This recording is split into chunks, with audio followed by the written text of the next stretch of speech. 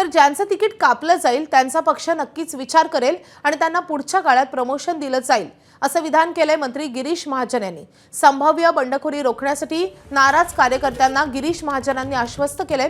तुम्ही नगरसेवक नाही आमदार व्हाल असं मिश्किल वक्तव्य देखील गिरीश महाजनांनी केलंय।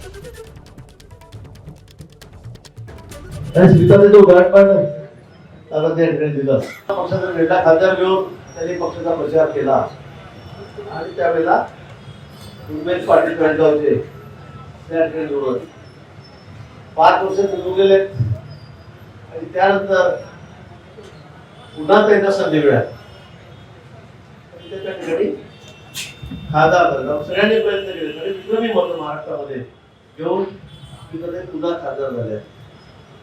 पार्टीचा काही बारीक लक्ष असतं म्हणून आपण घालवू नका। यावेळेला त्याचं तिकीट कापलं जाईल त्याचं पुन्हा प्रमोशन या ठिकाणी होणार।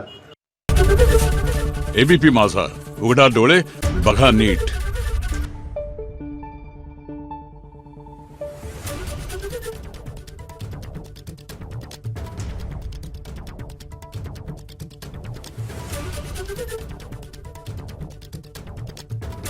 Thank you.